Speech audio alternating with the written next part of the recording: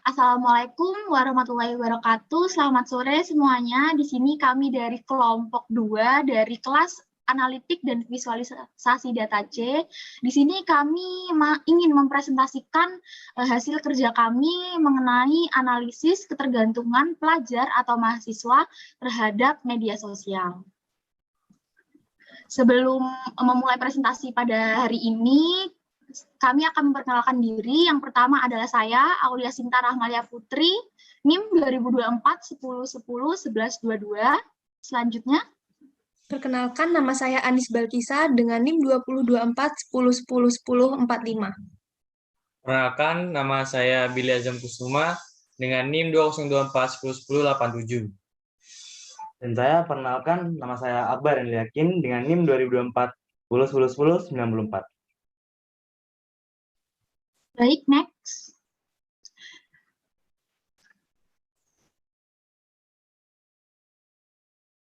Jadi sebelum memulai analisis pada hari ini, sebenarnya apa sih sosial media itu?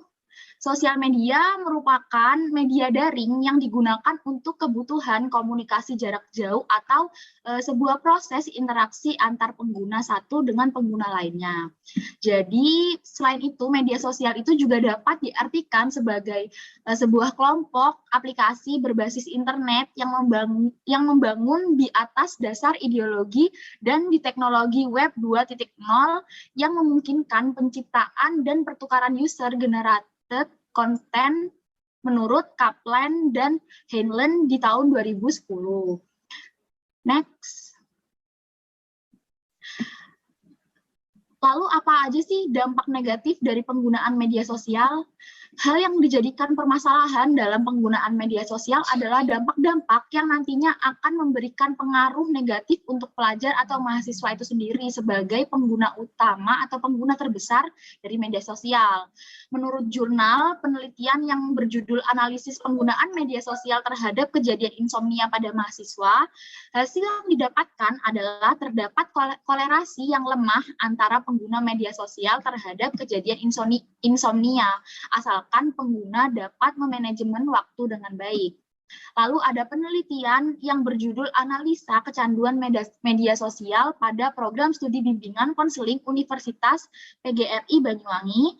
Hasil yang didapatkan pada analisa tersebut adalah bahwa mahasiswa pada prodi tersebut mengalami kecanduan pada media sosial pada tingkat sedang, sedangkan lama waktu yang dihabiskan mahasiswa pada program studi tersebut mengakses media sosial termasuk di kategori yang tinggi.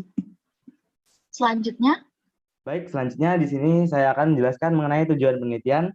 Tujuan dalam penelitian ini yaitu untuk menganalisis bagaimana tingkat ketergantungan pelajar atau mahasiswa dalam penggunaan media sosial berdasarkan data dari Kaggle tentang data survei medsos yang diambil pada tahun 2019. Next.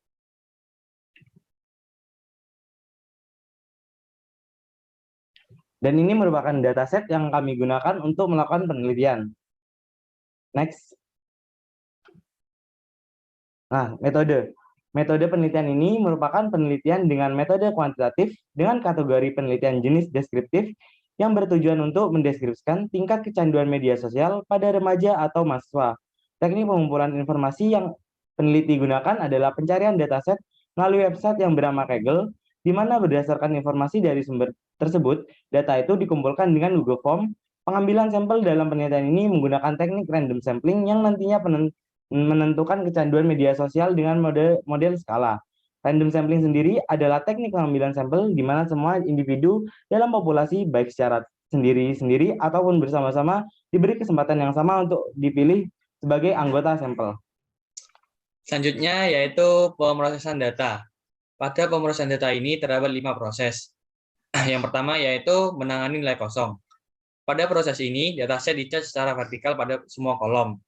Dan pada dataset kami tidak terdapat nilai kosong atau data nol.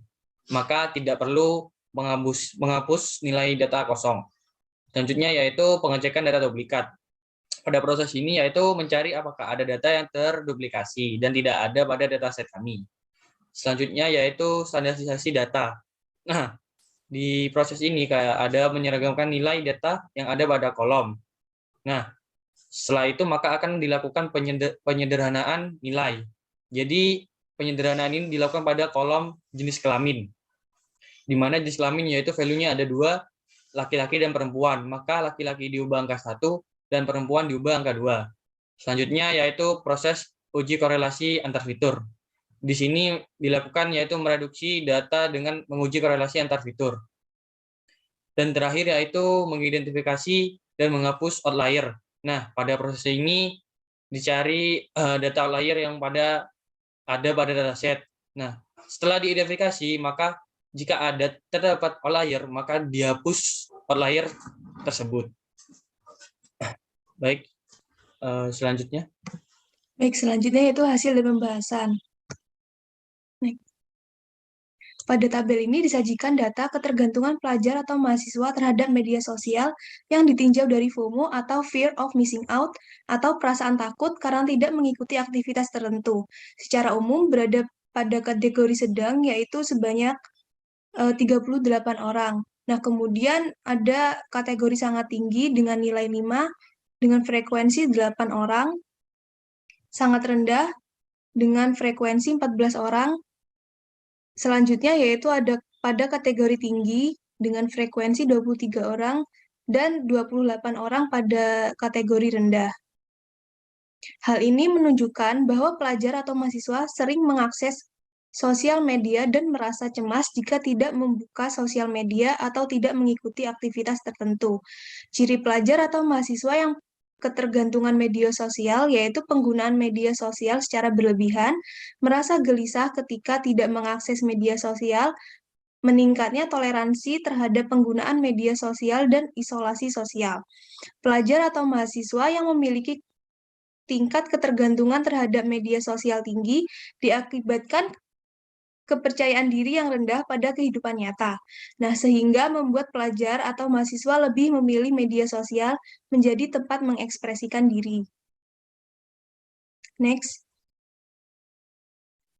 Selanjutnya pada tabel 2 diperoleh data ketergantungan pelajar atau mahasiswa terhadap media sosial berdasarkan waktu dalam sehari pelajar atau mahasiswa menggunakan media sosial. Nah, data yang diperoleh paling banyak itu pelajar atau mahasiswa menggunakan media sosial lebih dari 3 jam sebanyak 32 orang. Artinya, banyak pelajar atau mahasiswa yang menghabiskan waktunya untuk menggunakan media sosial pada setiap harinya. Hal ini tuh kemungkinan dapat mengganggu aktivitas sehari-hari sebagai pelajar atau mahasiswa dan dapat memberikan dampak negatif bagi pelajar atau mahasiswa. Selanjutnya, diperoleh juga pelajar atau mahasiswa yang berada pada kategori tinggi dengan frekuensi 29 orang dengan durasi lebih dari 2 jam. Sedangkan ada juga yang kategori sedang dengan durasi lebih dari 1 jam sebanyak 31 orang.